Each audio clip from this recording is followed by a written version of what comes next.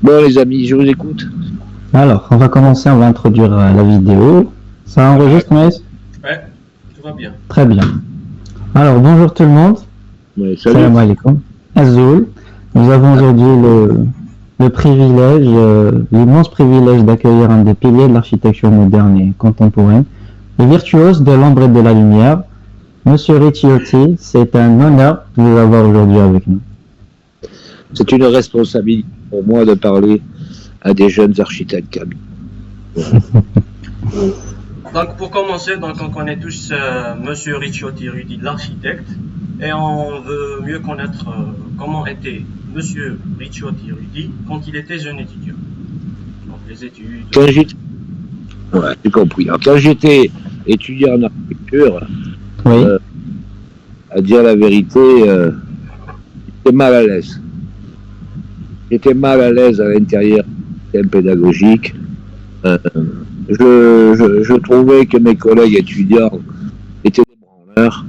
Je trouvais qu'ils étaient assez incultes, je le dis. J'avais eu le privilège de faire une école d'ingénieur avant, et je connaissais l'histoire de l'architecture qu'eux-mêmes. Ils savaient même pas, ils connaissaient même pas les noms des maîtres du mouvement moderne. Le Corbusier passe encore, mais Mies van der Rohe, Saarinen, Alto, Gropius, ou même en Italie, Nervi et d'autres. D'accord. Il y a beaucoup d'étudiants qui vont se reconnaître dans votre histoire. Non, ouais, mais moi j'étais assez dans la solitude lorsque j'étais étudiant en architecture. D'abord, j'étais père pendant que j'étais étudiant. Ouais, j'ai diplômé en 1980 et en 1977, mon fils est né. Quand j'ai passé mon diplôme en 80, dans la salle, il y avait mon fils qui avait 3 ans et qui écoutait, vous voyez, et qui faisait du bruit, tu sais, les bruits d'un enfant, avec la bouche. Est-ce qu'il est architecte aujourd'hui? Et non, alors lui, il n'est pas architecte, il est ingénieur des ponts et des chaussées. D'accord. Oui, bien sûr, il a son propre bureau, c'est une école prestigieuse, ingénieur des ponts et des chaussées, des grandes écoles. Il y a même des polytechniques. Et j'ai une fille avocate de droit public, mais le dernier fils que j'ai, il est architecte. Ah, d'accord. Il y en a un qui a été architecte.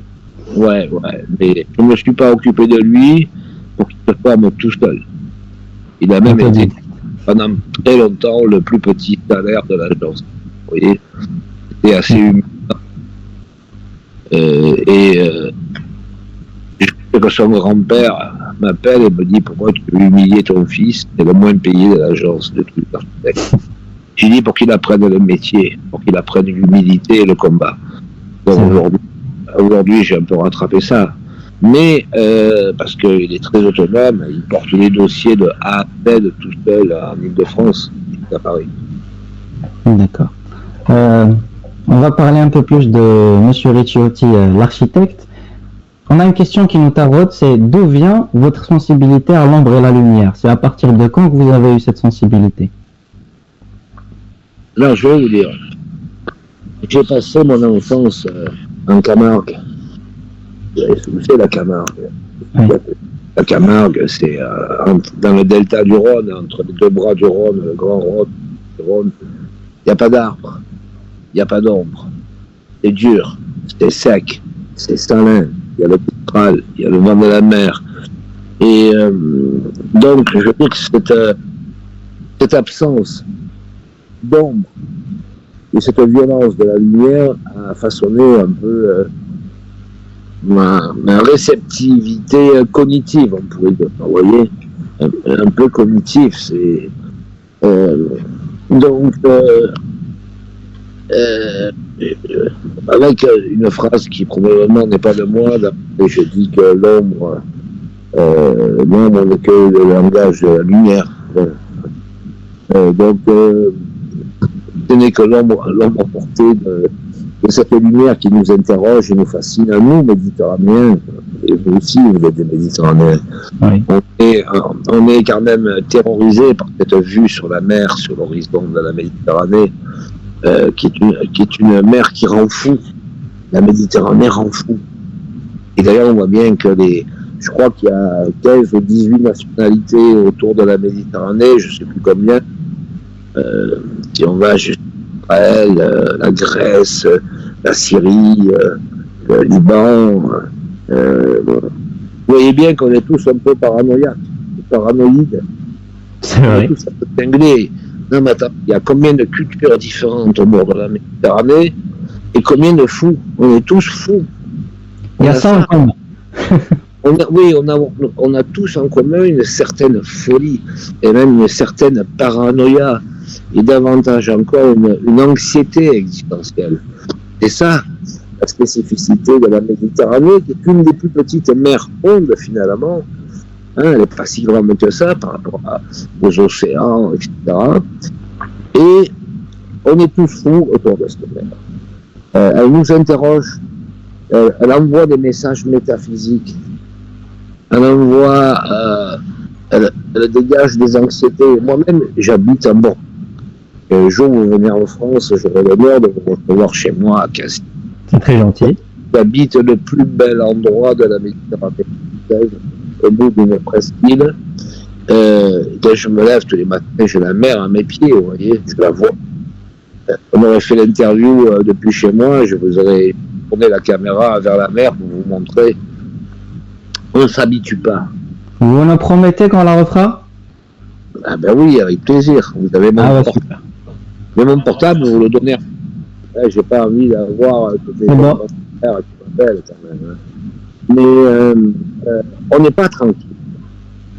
La Méditerranée rend intranquille. INTRAN. Intranquille. C'est une mer de fous entourée de cinglés. Et je pense qu'on est tous cinglés autour de cette Méditerranée, qui pose des questions existentielles, qui pose des questions métaphysiques, qui pose des questions métaphysiques. Parce que vous voyez, le Maghreb, le bord de mer de l'Algérie, c'est combien de kilomètres? Ça doit faire 300 ou 400 kilomètres, je pense. Le littoral algérien. C'est 1200. 1200. Et vous imaginez qu'ils sont tous pareils. Ils n'ont de commun que le mot algérien. Mais sur les 1200 km de la frontière avec la Tunisie, de la frontière avec le Maroc, ils n'ont même pas le même accent, ils n'ont pas la même culture, ils n'ont pas les mêmes angoisses, ils n'ont pas la même vision sur le monde, vous êtes d'accord? C'est vrai. C'est comme dire qu'en France, parce que nous sommes français, on est tous les mêmes. Mais nous, dans le sud, déjà, on est très différents. On n'a pas le même sang, c'est pas possible. Anthropologiquement, on est très différents. Est-ce que vous imaginez qu'entre la frontière italienne, après Nice, jusqu'à la frontière espagnole de l'autre côté, est-ce que vous pouvez imaginer qu'il y a au moins 3 ou 4 accents différents? C'est la Méditerranée. Non, mais en France, des accents et parfois des mots différents. Entre l'accent des Alpes-Maritimes, l'accent du Var, l'accent de l'autre côté de la Camargue, à Montpellier, jusqu'à la frontière, on a un regard sur le monde différent. C'est incroyable. Ne serait-ce que déjà que l'acquisition de la deuxième langue, vous m'entendez bien? Oui. Ne serait-ce que sur l'acquisition de la deuxième langue au lycée, qui est d'un côté du Rhône vers l'Est, c'est l'italien, et de l'autre côté du Rhône vers l'Espagne, c'est l'espagnol. Alors qu'il n'y a que le russe. Attendez, rien que ça, ça a généré des cultures gastronomiques différentes. De l'autre côté du Rhône vers l'Espagne, les gens ils mangent de la paella. Oui. Et nous, de notre côté, on mange des spaghettis. Personne ne fait de paella à l'est du Rhône. Personne. Aucun restaurant propose de paella. À l'ouest du Rhône, dans tous les restaurants, au Beaujeu, il y a des paellas. Il y a des spécialités espagnoles. Et nous, c'est des spécialités italiennes. Par exemple, la pizza. Hier, j'ai mangé une pizza dans un restaurant fait par un couple d'origine italienne, tu vois. Moi, napolitain et sicilien. J'ai même parlé italien. Vous vous rendez compte? Oui. Donc, cette richesse identitaire qu'on a en bord de Méditerranée sur le seul tronçon français, qui doit faire à peu près 500 km au pif, rien que ça illustre la complexité identitaire de pays du Maghreb. Voilà, à l'est de l'Algérie, à la frontière avec la Tunisie, enfin, vous, c'est à l'inverse. Oui, à l'est de l'Algérie, frontière avec la Tunisie, et à la frontière avec le Maroc, vous n'êtes pas les mêmes. Vous savez, vous êtes... Pas du tout, c'est vrai. Ah oui, c'est incroyable, ça. Et alors, est-ce que architecturalement, ça produit des conséquences?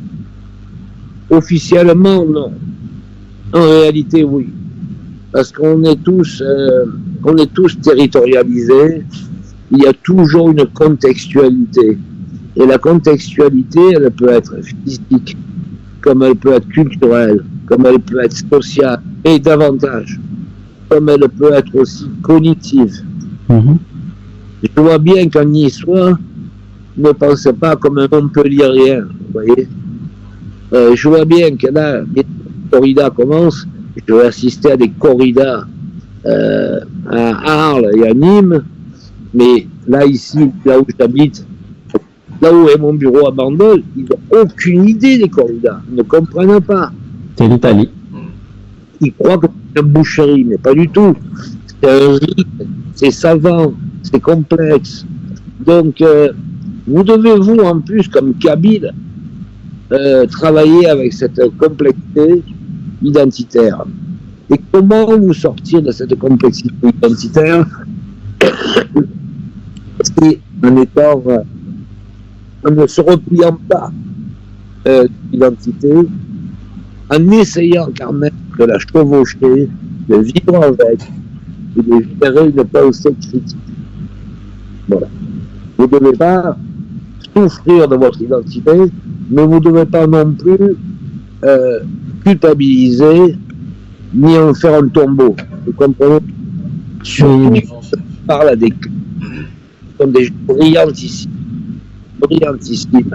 Vous savez très bien que les intellectuels algériens sont pratiquement tous d'origine kabyle. Vous savez ça. Oui. On vous le cache. Pourquoi le peuple kabyle a produit autant d'intellectuels? Pourquoi? La souffrance, la répression, l'insularité, la difficulté existentielle, un peu de tout ça. Le peuple kabyle est riche de ses complexités, riche de ses contradictions, et préserver cette richesse. Préservez-la. C'est vrai. Durant une de vos interviews, j'ai vu que vous vous plaignez d'une modernité acculturée. Ça vous écœure, ça? Bien sûr qu'il y a une modernité acculturée. Et je dis acculturée, c'est celle qu'on enseigne dans les écoles, avec des enseignants médiocres, quand même, qui sont des sous-produits de la globalisation. Et c'est pour ça que je dis qu'elle est acculturée, cette modernité. C'est pour ça. Mais, vous savez, de manière d'être, de se cultiver par rapport au contexte, et d'analyser les informations qu'un contexte envoie. Il y a des informations visibles, topographie, l'environnement média, la mémoire patrimoniale, la météo, le bioclimatique, et puis il y en a une qu'il faut veiller à conserver, c'est la notion de l'extension de contextualité à celle de circonstancialité. Il y a toujours des circonstances d'un projet. Celle de la commande, celle des matériaux, celle de la physicalité de la matière, celle de la réalité réglementaire, urbanistique. On n'est pas libre de faire tout ce qu'on veut, nous, les architectes. Surtout en Algérie, hein. En Algérie, on a les menottes. Ah oui. C'est quoi les menottes en Algérie? C'est des réglementations faites par des gens dont la compétence est discutable et qui tuent toute créativité. On se retrouve à faire des boîtes. Des boîtes. des cages à poules. Et pourquoi? Parce que on est contraint de 1 par les réglementations de l'urbanisme, de 2 il y a ce qu'on appelle le CTC, le contrôle technique des constructions, qui prend peu de responsabilités, qui a peu de gens compétents. Par exemple, chez nous, les porte-à-faux ils sont limités à 1,50 m, ce qui est absurde. Mais ça, c'est les règles sismiques, peut-être aussi.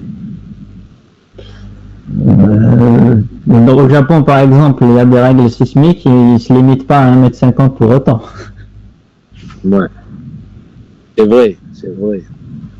C'est vrai. Bon. On a des règles sismiques, mais selon les zones. Vous voyez. Mais n'imaginez pas que c'est facile de faire des porte-à-faux en France. N'imaginez pas que c'est facile. Vous qui êtes ingénieur. Hein. Oui. Après, vous pouvez très bien faire autre chose que des porte-à-faux. Il n'y a pas besoin non plus de porte-à-faux. C'est vrai. Pour avoir un langage architectural. Après, c'est un exemple.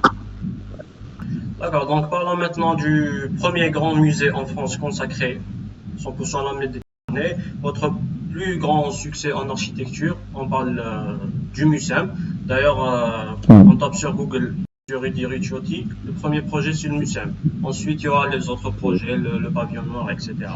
Donc, est-ce que vous considérez le MUSEM comme votre œuvre la plus porteuse de valeur ou du sens? Voilà.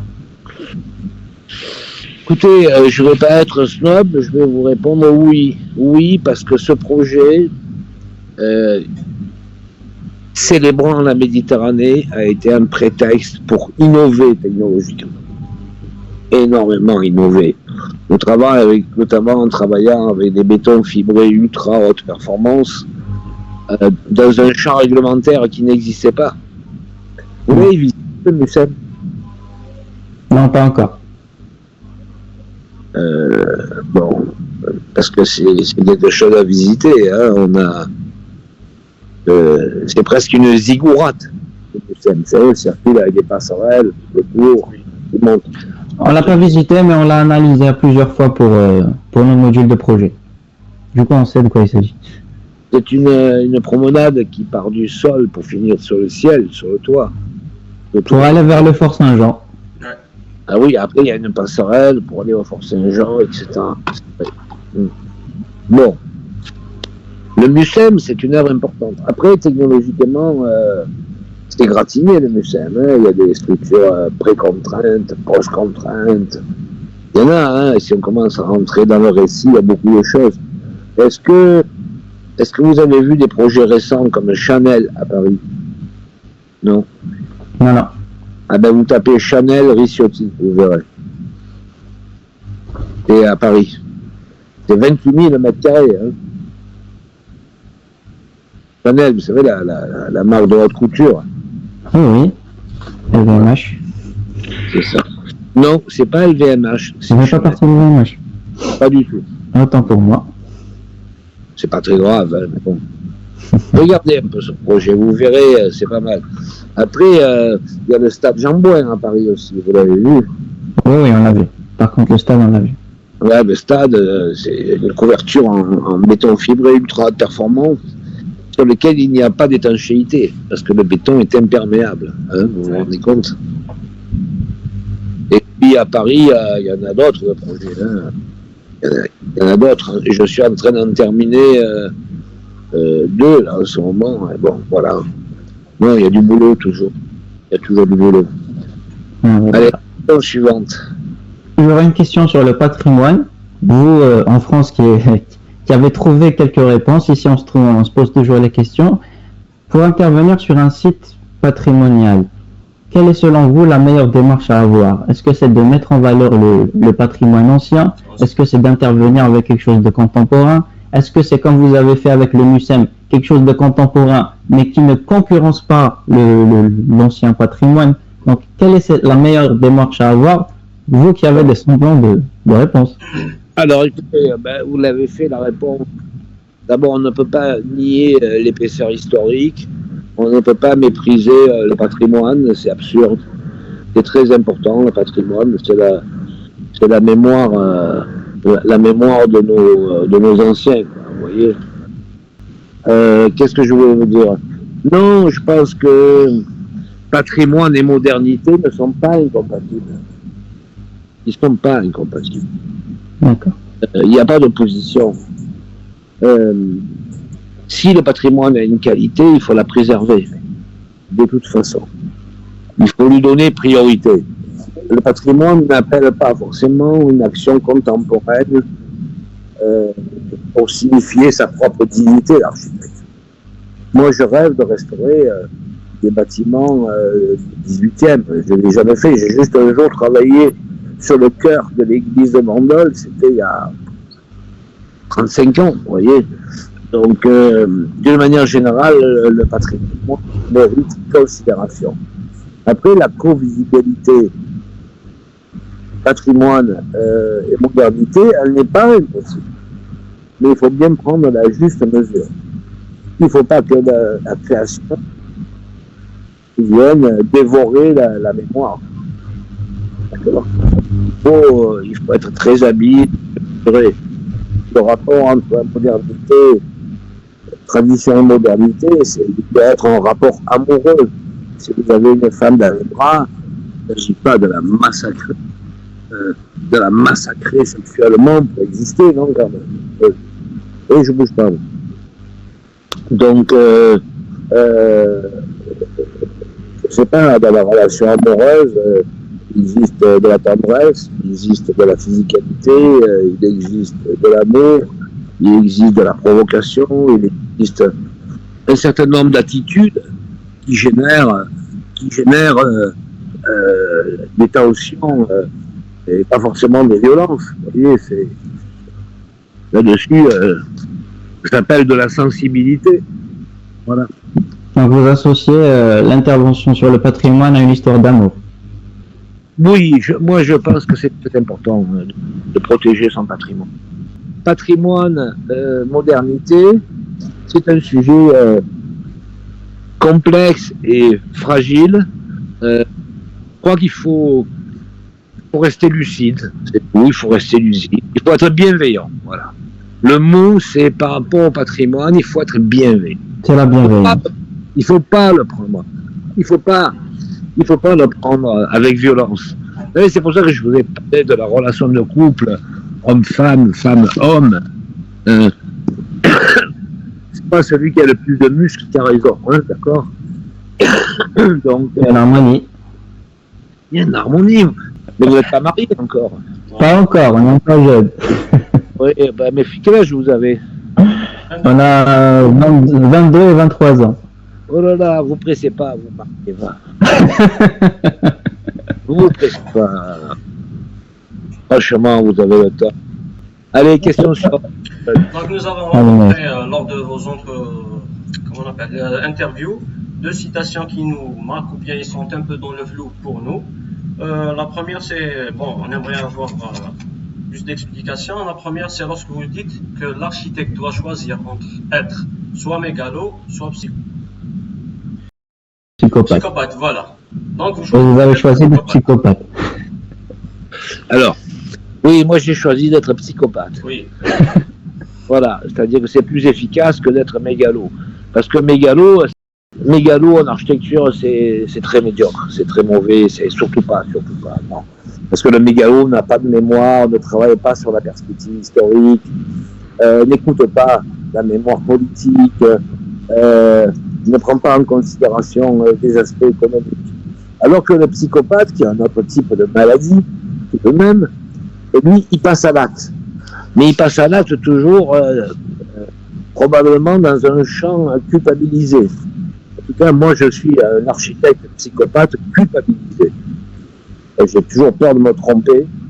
Et je suis un architecte anxieux, j'ai du mal à m'endormir à 71 ans. Mon métier me rend très anxieux. J'ai du mal, même à 71 ans, à m'endormir, à être heureux de ce métier qui me donne beaucoup de plaisir, par ailleurs, qui me nourrit très très bien. Mais je suis un architecte anxieux. J'ai peur de me tromper. Et dites-vous bien que tant que vous aurez cette anxiété, vous pouvez toujours devenir des bons architectes. Celui qui n'est pas anxieux, celui qui n'a pas peur, il est déjà condamné. Vous savez, c'est comme dans la guerre. Ceux qui ont survécu, c'était les anxieux, ceux qui savaient baisser la tête comme les coups de feu, ceux qui savaient se battre. Donc, n'ayez pas peur de dire que vous avez peur. C'est la clé du succès. Avoir peur, être paranoïaque, c'est une utilité. C'est un condiment nécessaire au succès. Voilà. C'est sur ses gardes. Absolument. La deuxième, c'est quand vous dites que le secret de ce métier est de savoir dire non, et rarement oui. C'est un peu cette type de combat. Voilà. Alors, c'est vrai que c'est plus facile de dire oui que de dire non. Il faut savoir dire non. Bon, mais dire non à quelque chose qui vous fait mal au cœur, qui est contre vos valeurs, il faut savoir dire non. Celui qui gagne, c'est celui qui sait dire non. Celui qui perd, c'est celui qui dit toujours oui. C'est incroyable. Après, il ne faut pas être obtus, têtu non plus. Il faut savoir écouter le client. Il faut savoir écouter les ingénieurs avec qui vous travaillez. Mais il faut savoir chercher dans la part obscure de la matière, de raisonnement, du système juridique, de la linguistique des matériaux. Il faut être curieux. Dites-vous bien que ce métier d'architecte, le talent, ça n'existe pas. Ce qui existe, c'est le labeur. Où que vous soyez dans le monde, fils de rien, fils de nulle part, si vous êtes bosseur, vous vaincrez. Si vous n'êtes pas bosseur, vous ne vaincrez jamais. Je vais vous dire, quand j'étais à l'école d'architecture, il y avait plein de fils de bourges, etc. Et moi, mon père était du monde du chantier, tu vois, chef de travaux. En plus, j'étais père déjà. J'imagine. Les mecs, ils me regardaient avec miséricorde, tu vois, parce que j'étais père. Il fallait que je continue mes études. Tu imagines dans quelle merde j'étais, tu vois. Et je vois tous les types qui ont fait l'école d'architecture avec moi, il n'y en a pas un seul qui est sorti, vraiment. Ils ont tous disparu. 100% de brocs. Et tu sais pourquoi ils étaient tous des brocs? Parce qu'ils ne doutaient rien. Ils étaient contents d'eux. Ils étaient contents d'eux. Ils étaient très préoccupés par les matchs de tennis, par les régates de voiliers. Et moi, comme il fallait que je casse la croûte, que je nourrisse ma famille, mais je travaillais en dehors de l'école à faire des projets petits, des projets de merde, des commandes de merde pour gratter 4 sous pour arriver à payer le loyer de l'endroit où j'habitais. Et même une année, j'arrivais à payer l'électricité, à m'appeler l'électricité en plein hiver. Je me rendais compte avec l'animaux qu'il y avait pour moi. Je me rends compte. Il gelait, quoi. Donc je ne vais pas vous faire l'apologie de la misère, parce qu'aujourd'hui, je vis comme un grand bourgeois. Mais j'ai connu la pauvreté. J'ai connu la faim. J'ai connu ça. Je peux vous le dire. Et ça n'a pas empêché que mon fils aîné est devenu un des plus grands ingénieurs français, Romain Ricciotti. C'est lui qu'il faut parler aussi, parce que lui, c'est une tronche. Hein. Il est plus brillant que son père. Ah oui, moi je suis un ingénieur d'opérette. Vous comprenez? Et lui, c'est un ingénieur de combat. D'accord. Oui, tu vois. Mais je suis sûr il est très gentil, il serait honoré de parler avec vous. Et si c'est pas lui, c'est son. Voilà, ils sont deux. Hein. Oui, mais c'est bien ça aussi de faire parler. Parce que c'est une star, hein, il intervient des fois dans des écoles d'architecture. C'est une star, il est aussi star que son père à 40 ans, quoi. Ah oui. On serait honoré de l'avoir. Ah oui, c'est très très grand. Très très grand. considéré comme le meilleur enfant de lui. Hein. C'est bon, rendez-vous tenu. Oui. Voilà. Son cabinet s'appelle L-Ring. L-R-I-N-G. L, L comme l'amoureux, c'est son associé. R comme le Ricciotti. Et après I-N-G, Engineering. L-R-I-N-G. C'est noté. Une question suivante. Alors, vous êtes né en Algérie. Oui. On en a un peu parlé au début. On voudrait un peu savoir quels sont vos rapports à l'Algérie et quelle est votre œuvre architecturale qui vous inspire le plus en Algérie. Alors, ce qui m'inspire le plus en Algérie, je suis quand même un admirateur de l'œuvre de Fernand Pouillon. Oui. Est contesté en Algérie.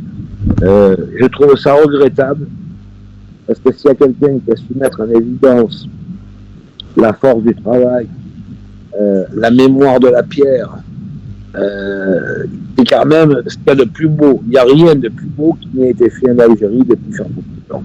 Sauf si vous me dites regardez telle œuvre, etc. Que ce soit des ruches, que ce soit les 1000 colonnes ou les 200 colonnes, je ne sais plus comment. Moi, je suis un grand admirateur de Fernand Pouillon, qui était un rebelle, qui a pris la cause, Carmen, il ne faut pas l'oublier, de la FNL. Oui, c'est vrai. Il a soutenu la révolution algérienne.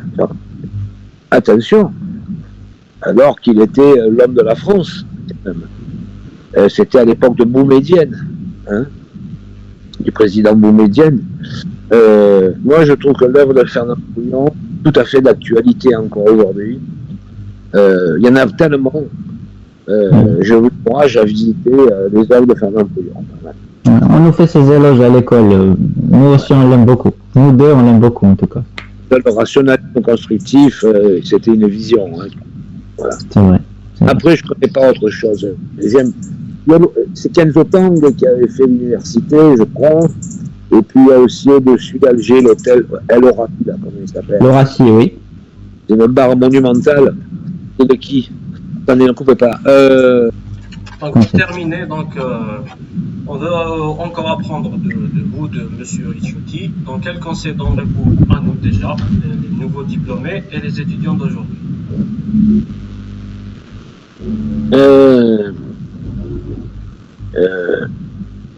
Le sujet, c'est que les enseignants demandent toujours aux élèves d'être humbles, etc. Tout ça, c'est du baratin. J'ai envie de vous dire, soyez déjà ambitieux dès l'école. Mais ambitieux ne veut pas dire prêt. Il n'y a pas photo. Les grands architectes sont des bosseurs. Tous.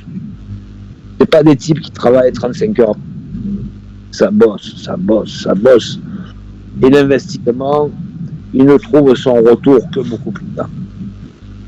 Vous avez 22 ans, vous êtes des enfants. Dites-vous bien qu'architecte, c'est un métier de vieux. On n'est pas architecte avant 40 ans. Est-ce que vous vous rendez compte de ce que je suis en train de vous dire? On en est conscient. Vous avez 18 ans devant vous pour devenir des combattants. Voilà. Je voudrais vous dire aussi, essayez d'honorer cette discipline, d'honorer ce métier avant d'attendre qu'il vous honore vous-même. Il y a une espèce de contrition dans ce métier, incroyable. Une difficulté existentielle cruelle. Les grands architectes ne sont pas forcément les plus intelligents, ne sont pas forcément les plus cultivés. Les grands architectes sont des... Ils se sont mis en... Toujours. Mais jusqu'à la folie. Et tout le long de l'histoire, tous les grands architectes, quand vous regardez leur vie, elle est terrible. Il y a eu des échecs familiaux, des échecs financiers, des échecs de santé, mais c'est un sacrifice. Si vous êtes prêt à faire ce sacrifice, vous vaincrez. N'essayez pas de chercher perdrez. Quoi? Ne cherchez pas un bénéfice immédiat de votre métier. Dans ce cas-là, vous perdrez. Vous êtes vous devez être des combattants sur la durée, des fantassins qui marchent. Il vous faut avoir le goût de l'effort et de l'investissement sur le long terme. Si vous cherchez l'investissement sur le court terme, vous êtes déjà mort. Vous savez, je vois bien, moi, des architectes qui, par réseau, par courtisanat, ou par quelques imageries simplistes, rentrent une commande. Et puis ils essayent de briller, et puis après ils essayent de marcher sur la tête de tout le monde. Ils disparaissent. C'est les mégalos. Ouais, c'est Paris. Non, c'est Paris, c'est pas des mégalos, c'est la prétention. Ouais. Je vois mes confrères parisiens. Il y en a combien qui restent comme aujourd'hui? Combien de noms d'architectes français vous pouvez me donner? Allez, citez-moi des architectes. Il y a Jean Nouvel, il y a, comment on appelle, Tumi, Bernard Tumi. Après, il y a aussi Francis Solaire qui est un pied noir. Il faut l'interviewer, lui, Francis, de ma part. Ah oui, il est pied noir, Francis. Vous me donnerez les contacts? Ah ben oui, je peux même vous le donner, même maintenant, si je peux. Je ne sais pas si je peux quitter l'image. Je ne sais pas. Est-ce que vous croyez que je peux ouvrir mon appareil là? Vous enverrez un SMS? Ben oui, salut, ciao. Vous m'envoyez un SMS, donnez-nous le téléphone de France Solaire. Très bien, super. Il y a aussi Marc Mimram, architecte ingénieur. Francis Marc Mimram. Marc Barani. Voilà des gens de qualité qui sont tous des amis. Vous pouvez les contacter de ma part. Super, voilà. On est gâtés. Et puis je pense qu'il serait même capable, Francis, je crois pas, il est pied noir comme moi, Marc Mimram non plus, mais Barani peut-être qu'il viendrait. Ah, bah, super. Et vous précisez bien que vous êtes des capteurs. Oh. Ah, on dit qu'on est câblé. Ouais. Okay. De la part du dragon. Le dragon? Oh là là, ça fait peur. Et puis, si vous avez fini votre question. Pardon? Oui. Vous avez fini vos questions? Oui, on peut clôturer. Donc ça a été vraiment un grand plaisir d'apprendre de vous, d'apprendre de Monsieur Ricciotti. Ouais, cette interview a duré 1 heure. C'était l'une des heures les plus belles de ma vie, si ce n'est la plus belle. Bon, est-ce que vous avez des livres? Vous trouvez mes livres en Algérie? Perso, je les ai cherchés, je les ai pas trouvés. Sur le net, ce serait du piratage. Oui. On va commander. Non, mais il y a les livres que j'ai écrits. Oui, l'architecture est un sport de combat. Là, je le connais. Voilà, mais il n'y a pas que celui-là. Oui. L'exil de la beauté, il y a plein. Il faut les lire, ces livres. Vous pouvez les commander sur Internet. Oui, on va les commander. Oui, bah alors, allez-y. Lisez l'exil de la beauté, il est redoutable. Oui. On va tous les lire. Ah, ça c'est à lire, absolument. J'en ai vendu 35 000, alors c'est... Quand même. Il y a personne qui le lisent. Oui. Il y en a plein d'autres. Le rendez-vous est tenu pour venir chez vous? Mais oui, vous venez me voir quand vous voulez. C'est bon. C'est enregistré, c'est dit. Bon, les jeunes. Allez, j'ai rendez-vous avec mon comptable, là, qui va me tirer les oreilles. Allez payer vos impôts. Ciao. Bye bye.